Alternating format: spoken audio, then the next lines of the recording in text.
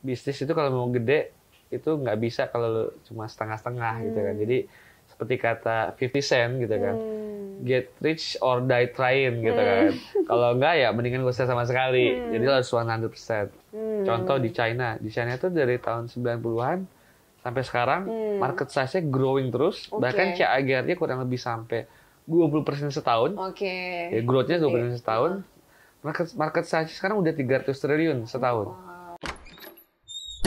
Welcome to FinFolk Podcast, the show that will give you new ideas about money, financial planning, investments, and growth hacking in a fun way. Halo folks, welcome back to FinFolk Podcast. Masih bersama dengan aku Gwen, dan hari ini kita kedatangan tamu spesial. Sebenarnya kita yang datengin tempatnya sih. Udah kelihatan ya. Mungkin aku main tebak-tebakan dulu ya, nggak perlu tebak sih. Tapi Kak, mungkin kalau misalkan kita lapar, kita makan. Kalau kita titik-titik, kita minum. Apa tuh, Kak? Haus. Oke, kita kedatangan CEO dan founder dari Haus, yaitu Kak Gufron, biasa dipanggil Kak Uvo. Hai Kak Gufron, Kak Uvo. Thank you udah menyempatkan waktu untuk ngobrol-ngobrol hari ini. Mungkin Kakak boleh share sedikit nggak, Kak? Kesibukan sehari-hari apa aja nih? Kesibukannya jual minuman. Ya mungkin ya karena sebagai CEO pasti ngerunning organisasi ya. Bagian kita sudah ada 1.400 karyawan sini dengan berbagai divisi, dengan berbagai daily meeting, rutinitas dan lain-lain. Iya. Rame aku lihat tadi. Baru di sini aja lewat-lewat rame. Sehari-hari berarti benar-benar fokus sekarang ngurusin Haus. Fokus Senin sampai Jumat, bahkan kadang-kadang weekend juga, 24/7. Ngurusin ini ya. Tapi Kak, penasaran sih, emang awalnya you have a background of bisnis gitu. Aku denger-denger kan dulu pernah ngajar. Nah, gimana tuh ceritanya? Gak ada sih sebenarnya, keluarga gak ada yang backgroundnya pengusaha. Mereka biasanya karyawan gitu ya. Tapi ada yang membuat saya berkeinginan kuat untuk jadi pengusaha. Lalu ya itu akhirnya minta izin sama orang tua, coba-coba bisnis sendiri dan diketawain sama orang tua sendiri karena kan ibaratnya education kayaknya lancar-lancar aja tuh. Habis SMA saya S1 di Unpad di Bandung. Habis itu kemarin ngambil accounting, lalu S2 ngambil bisnis IT di Melbourne. Nah, jadi mungkin pikirnya orang tua saya, ini udahlah lancar nih, jadi profesional, jadi manajer, mungkin jadi direktur, bla bla bla gitu ya. Itu generasi orang tua saya kan biasanya seperti itu kan. Tapi tahu-tahu pulang sekolah bukannya mau kerja, malah pengen dagang gitu kan. Nah itu kan diketawain kan. Nah jadinya kayaknya ini nggak pernah something yang pernah diomongin dari dulu. Tahu-tahu balik-balik makanya bahwa kabar baik, tahu-tahu malah jadi pedagang gitu. Buat mereka itu kabar buruk buat mereka gitu kan. Buat orang tua mungkin akhirnya nggak diizinin. Saya sempat kerja dulu jadi profesional di bank selama kurang lebih 3 tahun. Lalu karena udah menggebu-gebu pengen jadi pengusaha, akhirnya nggak tahan lagi, ngajuin lagi proposal ke ayah saya pengen jadi pedagang. Akhirnya kali ini boleh, mungkin karena kan dia juga ngeliat saya kan terus-terusan ya, terus-terusan bagging gitu kan. Masih terus gitu ya, keinginannya sama. Akhirnya diizinin, tapi dengan satu syarat harus jadi dosen. Dulu? Iya. Atau sambil? Sambil. Karena waktu itu saya terima, karena kan dosen kan waktunya lebih masih bisa dia fleksibel. Lebih fleksibel, gitu ya, betul. Beda sama kalau di profesional di bank kan from 9 to 5. Betul. Cuma Sabtu Minggu doang, kosongnya nggak bisa. Menurut saya sih agak sulit ya buat ngerjain bisnis cuma Sabtu Minggu doang. Akhirnya kalau jadi dosen kan paling ngajar sehari 2 jam 3 jam, lebih banyak waktu kan. Nah akhirnya saya terima tuh, gue jadi dosen sambil ngerintis usaha. Terus saya jadi dosen 2010 ke Bandung tuh sambil ngerintis usaha. Gitu. Usaha pertamanya seputar F&B juga? Enggak. Waktu itu jujur aja at that time nggak tahu pengen bisnis apa, tapi udah pengen jadi pengusaha. Kebetulan waktu itu saya di bank ketemu sama debitur. Debiturnya adalah pengusaha limbah plastik, nge-recycle limbah plastik. Dan saya lihat juga bisnis secara worksheet ya, secara worksheet, secara P&L. Secara mata dosen gitu ya. Nah, ternyata pas saya coba masuk industri itu tidak semudah yang saya lihat di worksheet gitu kan. Di worksheet kan wah kayaknya asik banget nih cuannya nih. Biasanya mudah, ternyata pas turun langsung wah itu beda banget ya di lapangan sama di kertas gitu kan. Tapi di lapangan apalagi nih banyak ketemu sama pengepul limbah plastik ya, just orang-orangnya keras gitu kan. Udah gitu juga karyawan kita juga yang level education-nya juga itu banget keras banget. Jadi ya emang wah ini ternyata tidak semudah itu Ferguson gitu kan. Akhirnya coba pivot karena gue merasa industrinya mungkin nggak cocok sama gue. Gitu. Akhirnya gue sadarin bahwa ternyata gue kayaknya harus ada masuk di industri yang kreatif nih karena gue orangnya nggak bisa banget masuk ke area itu gitu kan. Akhirnya mikir-mikir apa ya industri kreatif ya. Nah karena gue suka jalan-jalan, gue suka makan, why not kalau gue coba bikin bisnis kuliner dan ternyata gue enjoying. Dari 2011 bikin bisnis kuliner sampai sekarang alhamdulillah always happy lah. Enjoying the F&B business ya. Betul. Kenapa? Apakah ada riset tertentu ketika Mas menjadi dosen atau apa yang membuat ini menarik gitu sehingga akhirnya juga mau buat house ini? Pertama kalau ngomongin F&B, gue suka karena kreatif dapat. Karena kan setelah gue mapping nih, gue baru mapping diri gue kurang lebih 2011. Gue tadi apa sih strength gue, apa sih weakness gue gitu. Ternyata gue lebih ke otak kanan daripada otak kiri. Yang pokoknya kreatif gitu-gitu. Dan di dalam F&B lo harus create brand.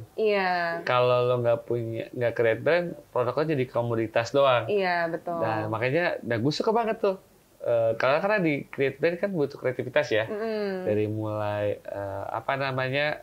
ideation sampai ideation itu kita gambarin ke dalam suatu bentuk visual, video dan lain-lain gitu kan. Lalu inovasi. Nah, gue suka tuh di part di situnya tuh. Jadi tersalurkan lah semua ide-ide kreatif gue di situ.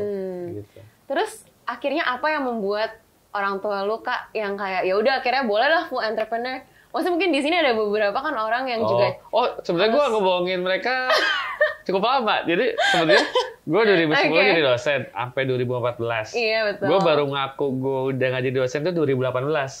Jadi bohongin mereka 4 tahun.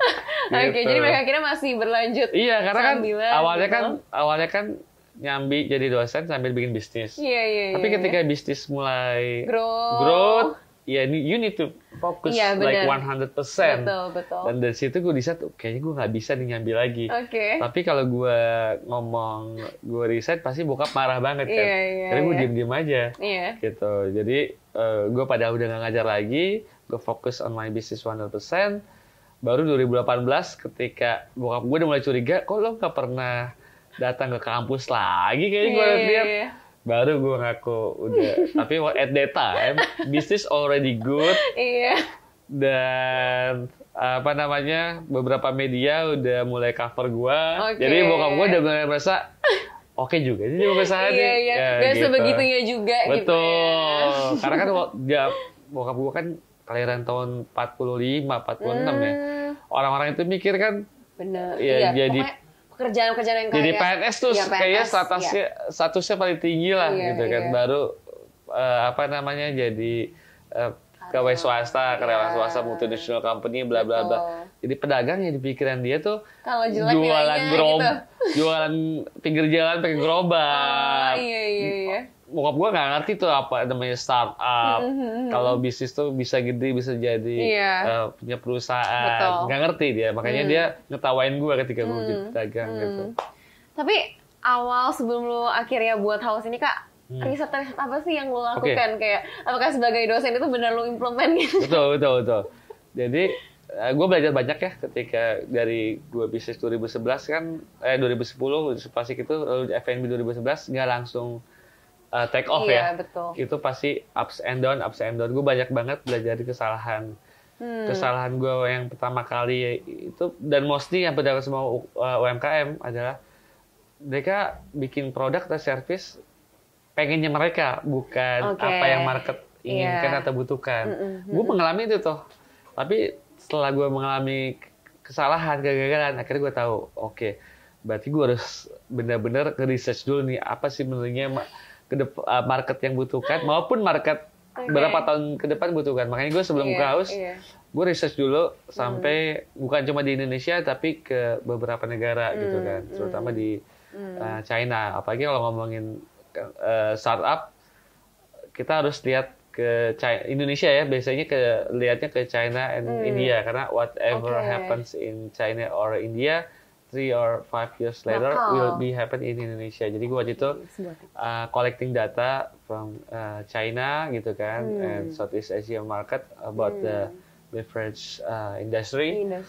Terus ya gue lihat itu ada growth yang luar biasa bagus, terutama untuk kategori new tea and boba, gitu kan. Lalu gue lihat di Indonesia juga kedepannya akan menjadi industri yang besar juga di sini. Sebelum industri ini jadi saturated, I decide to masuk, gitu. Walaupun pada 2018 itu mungkin untuk kategori new tea and boba sudah ada secara global, umumnya globalnya ada Chatime sebagai market leader. Tapi kalau kita bedah lagi, Chatime itu baru jadi market leader untuk segmen tertentu. I see. Iya, kalau kita ngomong piramida segmen market kan ada high, medium sama low kan. Betul. Chatime kuat di middle. Yes. Gitu ya, karena passing strategi dia di situ kan. Tapi justru 49 market Indonesia justru ada di aspiring middle class atau low. Itu orang-orang income-nya per kapita ya. Kurang lebih per kapitanya itu 1,2 juta lah income-nya. Per kapita, per kepala. Per kepala. Gitu kan. Dengan food expenditure-nya kurang lebih 50%, which is 600.000. Gue hitung 600.000 dibagi 30, which is 20.000. Harga Chatime 28.000. Sementara tadi food expenditure market itu adalah cuma 20.000 sehari. Jadi nggak ketemu antara supply and demand. Betul. Nah, artinya gue lihat, berarti ada 49% market Indonesia nih yang belum kegarap. Kegarap sama Chatime gitu kan. Berarti pas gue lihat sudah ada pemainnya, tapi masih scatter. Belum ada top of mind, belum ada brand leader. So gue decide gue harus masuk sini dan harus jadi brand leader di situ dan harus jadi top of mind. Gitu. So your differentiation Kak dibandingin yang lain tuh apa? Lebih ke your distribution kah? Yang lainnya nih lebih ke Chatime atau player lah yang mirip serupa. Jadi at that time ya player di kategori new tea and boba di segmen mid low itu belum ada yang punya brand yang kuat. Paham sih. Maksudnya ya udah ada tapi yang kayak misalnya di gerobak mana-mana jual kayak gitu. Betul. Yang brandnya beda-beda gitu kan. Belum ada serius company yang ngerti. Yang decide masuk situ.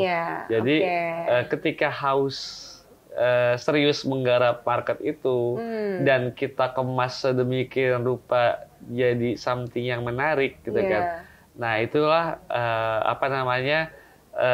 keunggulan kita ya, gitu. Jadi kesannya kita jadi pionir untuk di segmen itu, karena kita bergerak secara terkonsep. Betul, ngerti. Brandingnya kita kemas serius, organisasinya kita susun serius, lalu komunikasi marketingnya juga kita cukup masif. Jadi dapatlah tuh kesan bahwa house nih pionir untuk mid-low market kategori new tea and boba. Jadi untuk menjadi pionir di satu kategori segmen itu sangat penting. Gitu. Itu karena akan selalu diingat. Gitu. Betul. Bahkan gue malah punya prinsip lebih baik jadi yang pertama daripada mencoba mengalahkan yang terbaik. Tapi nggak jadi yang pertama gitu. Betul. Contoh gini, misalkan Gwen udah pernah punya pacar yang berkesan banget gitu kan. Cinta pertama bla bla. Lalu ada cowok yang coba ngedekatin Gwen, pasti Gwen akan selalu membandingkan sama cinta pertamanya Gwen itu ya. Secara nggak langsung, sebenarnya sadar nggak sadar gitu. Betul, ya. Itu sulit. Nah, jadi lebih baik menjadi cinta pertama daripada gitu. Jadi ibaratnya kalau apa namanya? Nah, jadi punya keunggulan tuh makanya jadi pionir tuh punya keunggulan. Makanya kita jadi kita masuk ke kategori New Tea and Boba segmen middle dan jadi pionir di situ. Itu yang game yang kita ambil gitu. Oke. Tapi apa tantangan awal-awal ngerintisnya? Sebenarnya kalau waktu awal merintisnya, alhamdulillah nggak ada tantangan berarti. Tapi ketika fase growth, ya itu boleh di-share. Fase growth-nya kan ini kan industri yang padat karya. Iya. Let's say satu store itu kita punya 6 pegawai. Oke. Dan Haus waktu itu growth sangat masif ya. 1 minggu bisa buka 4 toko, 5 toko. Oke. Jadi dari mulai hiring, training, sampai controlling manusia segitu banyak dalam waktu cepat. Sementara at that time organisasi kita belum mature. Iya. Jadi pertumbuhan bisnis nggak diikuti oleh pertumbuhan organisasi. Iya. Wah itu yang jadi chaos gitu kan. Itu sangat-sangat sangat-sangat challenging gitu. Bahkan saking peaknya waktu itu tuh kita pernah ada saking kita seringnya buka toko, ada satu toko yang nggak kekontrol uang setoran omsetnya. Oke. Jadi kok kumpul aja, harusnya kan tiap hari harusnya at that time pegawai masih nyetor ke bank ya, belum ada pick up cash gitu kan. Kita lupa tuh kontrolin dia udah nyetor atau belum gitu kan. Kumpul uang sampai 150 juta something like that di satu toko, dibawa lari lah sama karyawan. Saking saking cepatnya. Betul. Sampai lupa udah di toko mana aja nih. Maksudnya operasional secara kita punya sistem juga belum rapi. Betul. Gitu ya, kayak. Ingat banget tuh waktu itu tahun 2019 lah.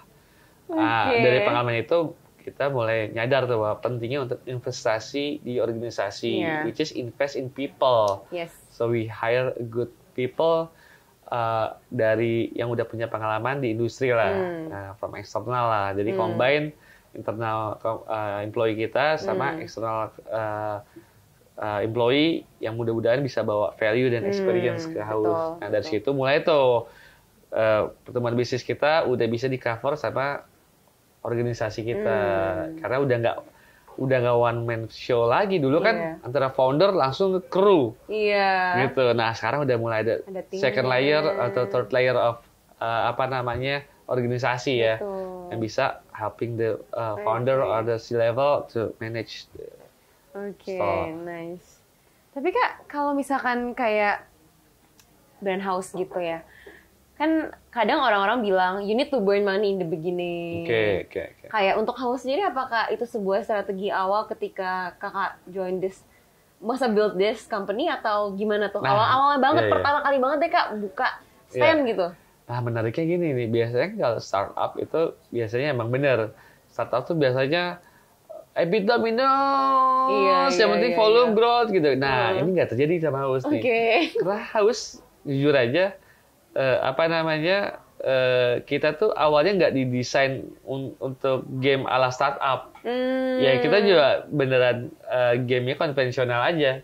Pokoknya kalau bisnis, bottom line-nya harus plus.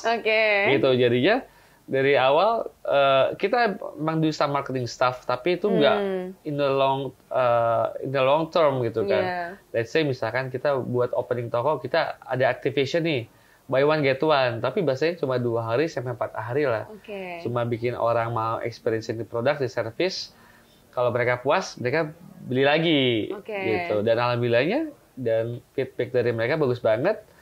Dan ya abis mereka coba pas di hari promosi, terus mereka keep buying, beli bahkan frekuensinya bisa sampai kurang lebih 2-3 kali seminggu ya. Nah makanya dari bulan pertama sebenarnya kita net profit kita udah positif. Wow. Gitu. Cara jualannya gimana Kak pertama kali banget? Itu jadi waktu kita buka toko, saya ingat banget hari pertama kita buka Haus tuh di mana? Di Binus, Jalan Syahadan. Di hari pertama Lebaran Idul Fitri. Jadi orang mau Lebaran sholat Id, lalu makan ketupat kumpul keluarga. Gue habis sholat Id langsung datang ke toko buka. Karena waktu itu mikirnya pasti ketika Lebaran kan banyak toko tutup. Sementara bener, bocil-bocil tuh baru dapat uang Lebaran kan, uang THR. Pasti kan kalau they need to spend the money kan. So kalau kita buka Lebaran, kita jadi satu-satunya yang buka tuh. Dan apalagi nggak kenal juga orang kayak ya udah gue mau minum gitu ya. Betul, beli nih. Apalagi ibaratnya ini buat mereka baru banget nih. Biasanya kan kalau kita harga kita starting from 5.000 ya. 5.000 udah bisa dapat Thai tea. Kalau di mall kan Thai tea 22.000. Betul. Sementara biasanya mereka 5.000 dapat capcin gitu kan. Kayak cincang. Terus store kita juga dulu lumayan menarik ya. Walaupun capex kita waktu itu sangat minim, tapi gue bikin seminimalis mungkin dan cukup menarik. Kesannya kayak kafe-kafean gitu. Bisa dapat spending 5.000, biasa beli di abang-abang gerobak, itu dapat di satu kafe yang ala-ala kayak kafe gitu. Cukup estetik lah. Akhirnya wah itu diserbu lah kita sama anak-anak itu. Lalu rame, tokonya crowd rame, kan orang ada penasaran apa tuh rame-rame. Nah, akhirnya karena penasaran nyoba, suka gitu. Kalau boleh tahu Kak, modal awal bangun itu apa tuh? Itu kan berarti dasar awal house. Dulu tuh kurang lebih buat renov dan alat cuma 110 juta, sewa tempatnya 40 juta lah setahun. Itu dari modal sendiri atau? Kan berempat nih, gue kan co-foundernya berempat. Oh oke. Gitu. Berarti ya udah dari duit masing-masing aja kayak chip in semua gitu ya, Mas Vito. Oke, kenapa pilihnya lokasi di sana? Nah, itu udah diisi riset juga tuh? Betul, jadi at the time kita masih mikir market kita siapa nih? Apakah pelajar ataukah penduduk gitu kan ya?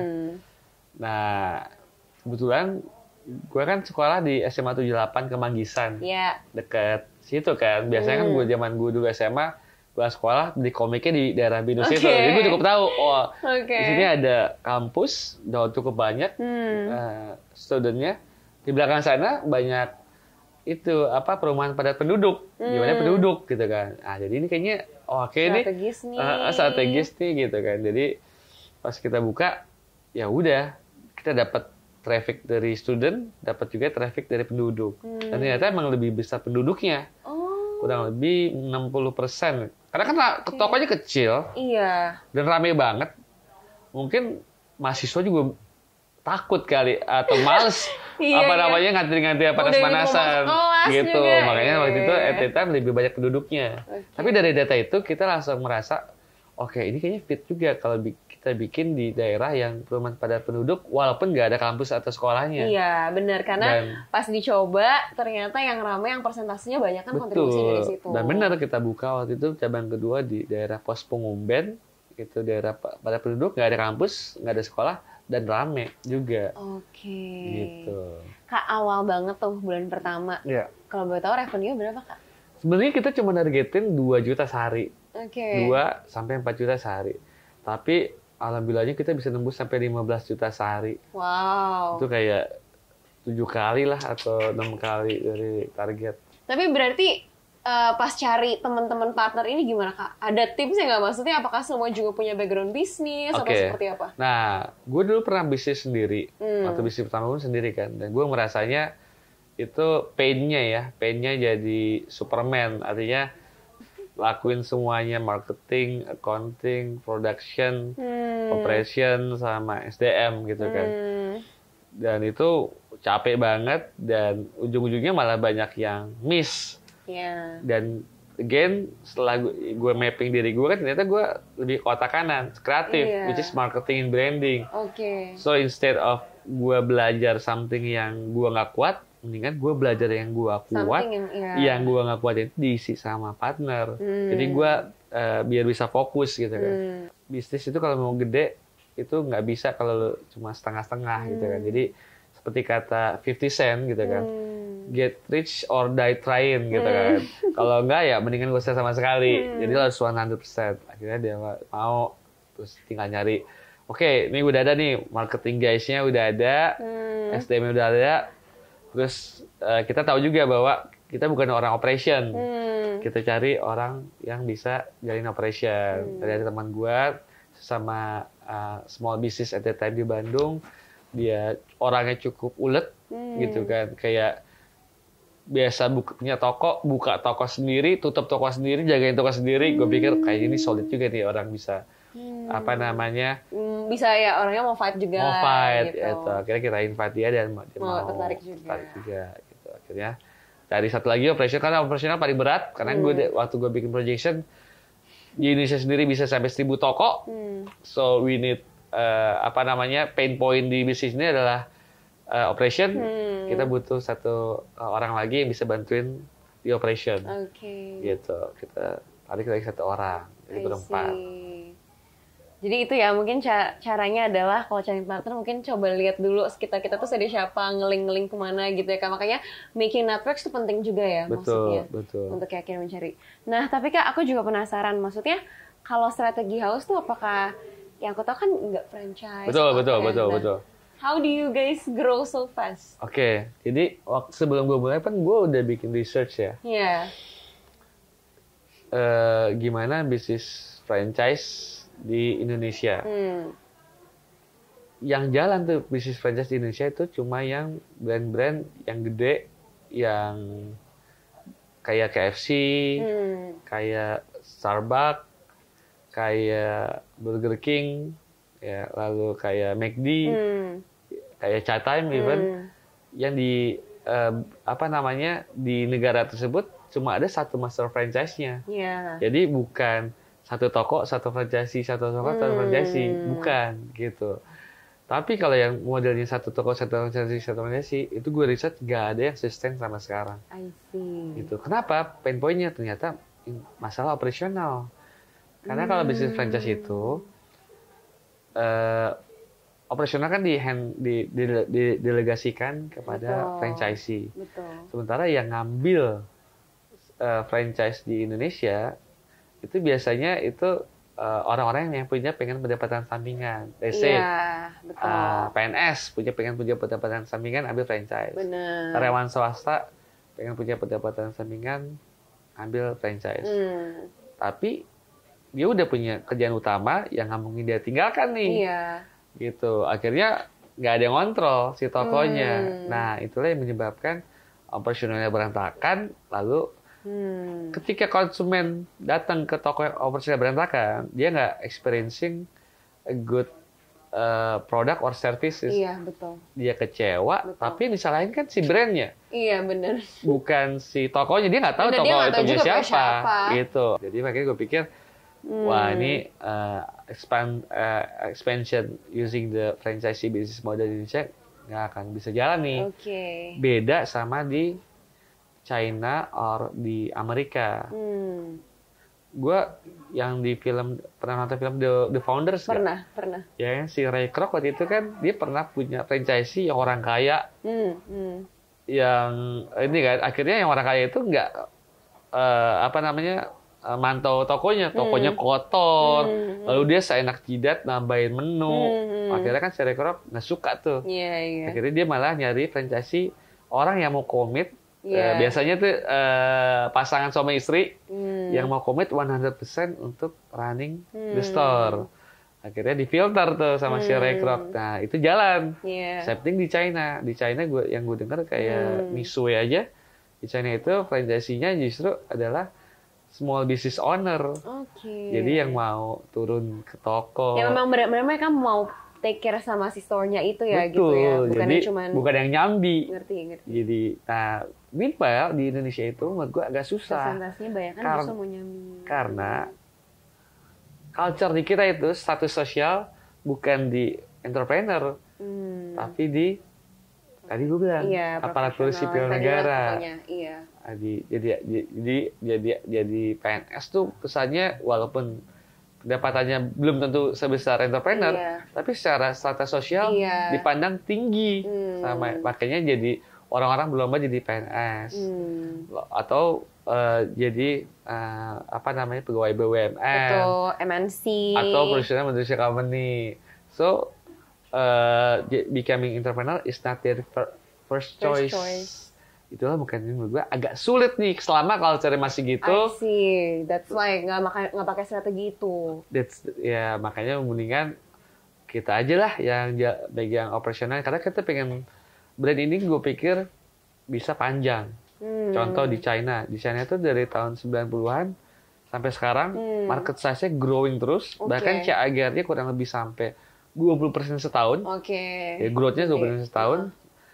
Market size sekarang udah 300 triliun setahun. Wow. Jadi gue pikir ini Indonesia bisa sama kayak China gitu kan. Jadi gue nggak pengen bisnis itu cuma nggak sustainable gitu. Iya, karena ini di China dari tahun 90 sampai 2022, which is 32 tahun kan. Betul. Gitu kan. Di Indonesia sebenarnya udah dari tahun sekitar 2000-an. Zaman dulu tuh pernah tahu brand Quickly nggak? Iya, itu tuh minuman boba-boba pertama aku. Iya, gitu. Udah lahir ya? Udah. Tapi pas gue lagi kuliah tuh.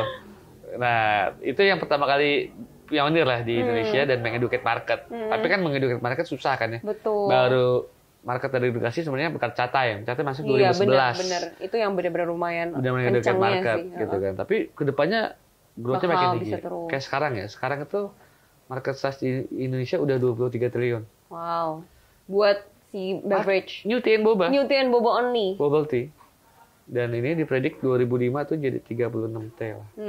Jadi menurut gue this is already serious business. Yeah, it's a serious bisa sustain. one. Jadi ya gue I have to make sure my brand is sustain with doing the operational by myself. I see. Jadi still until now lebih ke ada investor gitu kali ya Kak? Betul. Bahkan kita sekarang udah kayak topik kenangan atau fore atau yang udah pakai venture capital. I see, VC ya jadinya VC. lebih yang seperti itu aja karena Betul. kan tetap kita yang pegang juga. Betul. Lebih dapat support suntikan dana aja. Betul. Gitu ya. Okay.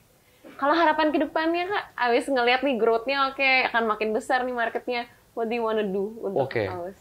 Awis tuh pasti ya kita ingin jadi market leader untuk kategori new tea and boba ya, bukan cuma di mid low bahkan, tapi for the whole kategori gitu. Karena kan again market size-nya aspiring middle class paling gede. Iya. Jadi kalau kita udah berada di segmen yang benar. Betul. Tinggal ini kita perluas lagi marketnya sampai kita bisa pertama sih juara di segmen kita, lalu bisa sampai jadi juara di champion di kategori ini. Walaupun pasti challenge-nya cukup berat. Artinya kan sekarang pemainnya bukan cuma dari local player. Betul. Tapi udah ada dari luar juga. Betul. Biasanya kan yang luar-luar masukin di segmen middle atau middle up. Betul. Sekarang Mixu udah masuk main di middle low gitu kan. Nah, ini pasti menurut gue challenging. Ada challenge-nya lagi gitu ya. Tapi emang harus gitu sih. Artinya dengan adanya kompetisi kan kita juga semakin inovasi jadi lebih pasti baik. Akan pikir terus gimana how to grow gitu kan, better juga. Nah Kak, last but not least mungkin di sini folks yang dengar tuh they also wanna be an entrepreneur gitu kan. Especially mungkin yang dengar tertarik nih dari awal pas clickbait tahu Kak Ufo yang share, mau denger deh karena dia mau join F&B. Ada tipsnya nggak? Tipsnya gini, mungkin kadang-kadang teman-teman Fox nih kalau ngelihat kisah sukses kesannya enak nih ya. Iya. Kesannya memotivasi. Tapi jangan cuma lihat ketika udah suksesnya aja. Ketika dia belum sukses pasti mengalami kegagalan-kegagalan. Dan itu something yang emang harus dihadapi oleh entrepreneurs gitu kan. Nggak ada sukses kalau nggak ada gagal. Sekarang gimana teman-teman untuk mempersiapkan mental untuk siap menghadapi kegagalan-kegagalan juga. Karena itu pasti ada. Jadi gimana ketika menghadapi kegagalan, we learn something from it, and kita coba lagi di next opportunity. Betul. Dengan tidak mengulang kesalahan yang sama. Gitu terus aja kalau menurut saya. Terus aja karena itu kan terus jalannya kayak gitu ya kayak even until now pasti ada yang belum berhasil kan. Ada sama menurut saya tuh bisnis tuh kayak naik sepeda ya. Ketika gue dari naik sepeda, emang pertama kali itu langsung lancar. Enggak kan? Enggak. Jatuh ada kan? contohnya. Apa yang membuat gue akhirnya bisa naik sepeda? Ketika jatuh, bangkit lagi dong. Iya, betul. Same thing kayak bisnis gue. Bisnis itu pasti jatuh. Pasti kita luka. Pasti kita nangis gitu kan. Tapi kalau kita begitu luka langsung stop, Iya, udah nggak mau lagi lah. Gitu. Pasti sampai tua pun nggak bisa naik sepeda. Nah, tapi karena Gwen bangkit lagi, coba lagi, akhirnya bisa naik sepeda. Bisa. Nah, itu dia yang terjadi sama gue gitu kan. Gue mungkin teman-teman lihat Fox lihatnya, wah Haus sukses, cabangnya 211, bla bla bla. Tapi gagal gue juga banyak. Dari 2011, wah udah banyak usaha yang gue coba, tutup, bangkrut, dan alhamdulillah ya sekarang ya ini adalah hasil yang didapat dari kegagalan sebelumnya. Jadi gitu ya Fox ya, di dalam segala proses untuk menuju yang lebih baik, apalagi mau kita grow menjadi sebuah brand yang besar yang bisa berdampak untuk banyak orang, itu pasti harus selalu melalui proses-proses, dan itu harus melewati kegagalan demi kegagalan ya Kak. Ya mungkin bagi banyak orang mungkin itu malu atau egonya jadi aduh kok gagal, harusnya gue kan pinter, gue kan mungkin ada rasa-rasa gitu kadang ya kayak gimana nih masih sok gue ngomong ada padahal ngajar dan segala macam, tapi ya disitulah dimana fighting spirit dan persistence kita juga diuji gitu. Kalau kita mau sesuatu ya terus kejar itu dan jangan berhenti gitu ya, karena kita jatuh terluka ya diobatin terus ya bangkit lagi dan terus mengayuh sehingga kita bisa sampai ke tujuan yang kita inginkan. Sampai sini dulu Fox untuk Finvolt Podcast hari ini. Thank you so much Kak Ufo and thank you Fox for watching. See you next time. Bye. Bye.